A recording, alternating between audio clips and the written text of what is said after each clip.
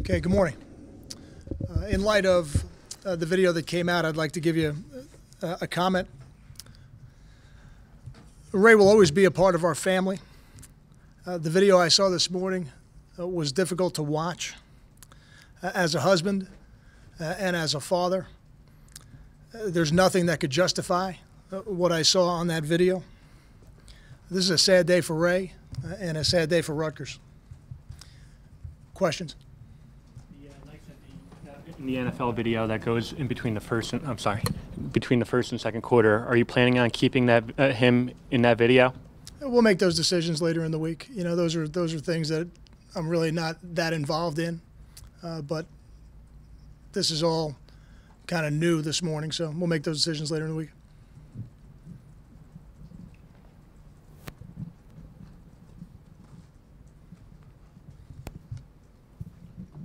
You say he's still part of the family. He's a guy, obviously, who's been kind of the face of the program. I'm sure you probably used him. Do you distance yourself a little bit just as far as promoting him? Do you have to just kind of let time pass, or how do you handle that? Family is family, but at Rutgers we hold ourselves to an extremely high standard. And we expect a lot out of our players. We expect a lot out of the coaches and the staff members we have here in the Health Center, and we expect a lot out of our alumni. And I think because of those expectations, you know, this is a sad day. The timing of it, you know, with Penn State week, is this a distraction? How do you handle it that way? I don't know that the timing of it has any bearing whatsoever on the game. I would say it doesn't.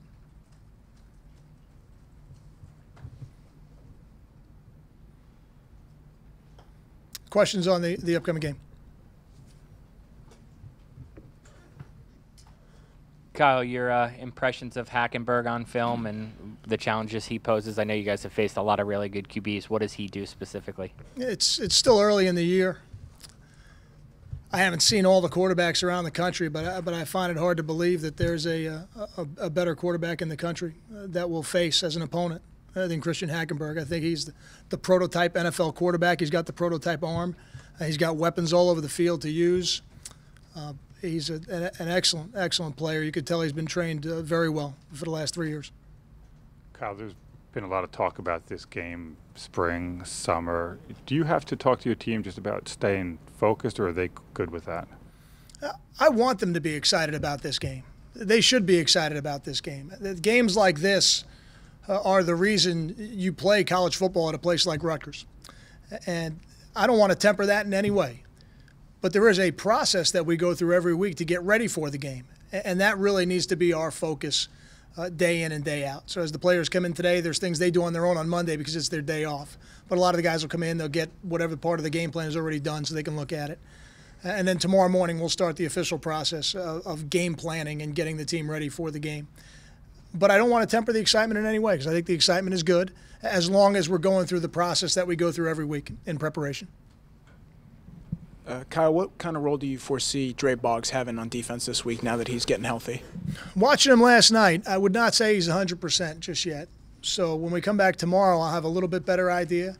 But if he can get to 100% or a little bit or close to it, he can have an impact on the game, and he'll play for us. Kyle, can you explain Paul James's knack for breaking tackles and his yards after contact? Since he's not a 240-pound back, have you ever seen that in the back? His size, that ability.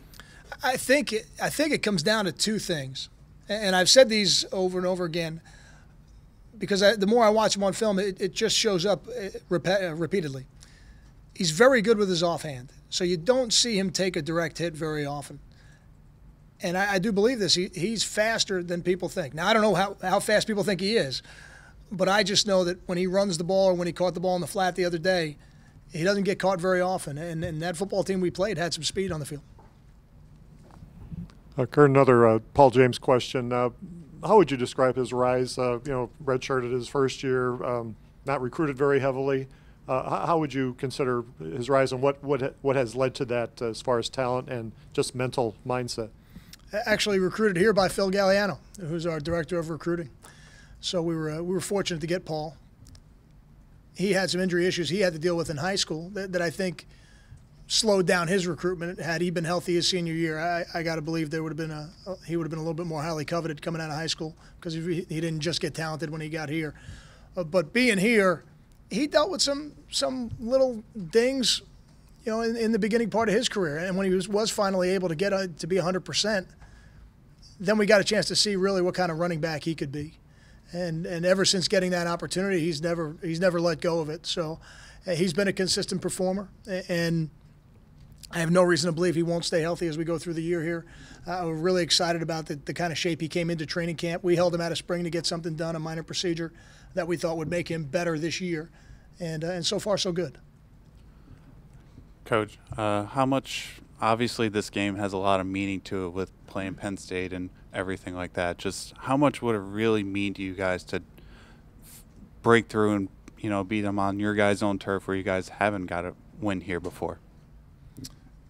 The meaning of the game, to me, is that first impressions in life count. And this is our opportunity to make our first impression in the Big Ten Conference.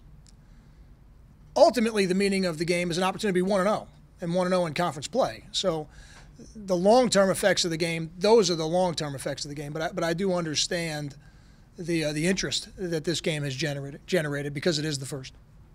One of the, I guess, signature wins for this program that kind of helped get it to this point where it's in the Big Ten was that 2006 game against Louisville. What's the one memory or group of memories that stick out from that game and kind of preparing for a similar atmosphere on Saturday night? It was a great atmosphere. It was an electric evening, and I think this Saturday evening will be very similar. It's been sold out now for a little bit, so there won't be any lack of people in the seats. But I think there'll be a tremendous amount of energy in that stadium when we come out of the tunnel for kickoff. Kyle, what kind of opportunity do you have to make a good first impression Saturday with a lot of recruits coming? Anytime you play a home game, and for us, the night game atmosphere at High Point Solutions Stadium is second to none in the country. And people will get a chance to see that all over the country this week on BTN, which I think is a great opportunity for our program and for our fan base and for our community here in Rutgers football.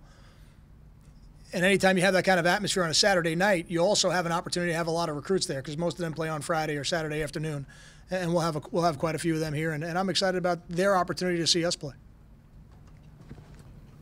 Kyle, this is a game with a lot of familiarity on both sides. I'm sure you recruited some of their players. I'm sure they recruited some of your players. What kind of element does that bring when you have a game that I know you like college football is regional? What kind of element do you have when the teams know each other probably as well as these kids do? And these staffs do. It adds to the opportunity to ultimately create a rivalry. I think the familiarity helps. Now, you have to have great football games also. That has to help as well. So this will be the first one, and I expect it to be a great football game. But the fact that a lot of these players played against each other in high school, knew about each other, traveled in the same recruiting circles, it will ultimately add to the opportunity to have a rivalry. Coach, it seemed like Coach Franklin months ago kind of brushed the program aside a little bit when it was brought up, especially when it came to recruiting, saying that New Jersey was, his state in a way. Does that kind I wasn't aware of that. Does that kind of fuel you guys, motivate you guys leading into the week? I don't need any more motivation for this game than the opportunity to be 1-0 in the Big Ten Conference and an opportunity to be the Big Ten Eastern Division champion. Anything above and beyond that is not necessary for me. Kyle, in your film study, what impressed you most about the Penn State defense and specifically the defensive line? Well, you just said it. They're very good on defense, and they're very good on the defensive front. Very difficult to run the ball against. They're very active. The defensive systems are very similar. Our staff on defense actually met with their staff on defense about 3 years ago down in Tennessee. But they're very good. They're very active. They do an excellent job of pressuring the quarterback, and they've done an excellent job stopping the run. So they've been a complete team on defense, there's no doubt. Kyle, you just touched on it briefly. I know you've talked in the past about how you met James through – you guys kind of rose at similar times and met on the recruiting trail a little bit. Do you remember, first meetings, et cetera? Sure, yeah. Our connections are really through Ron Prince and Raheem Morris. Those are the two people that I met James through. And there's others, Mickey Santella at East Stroudsburg as well. And again, you see guys on the road and recruiting. You meet in the off season. You're at the convention. The circles kind of intersect a little bit. And when I became the head coach here, James was the first sitting head coach to call me and congratulate me. So I always appreciated that.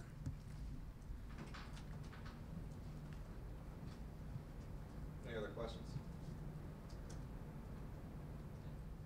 Thank you.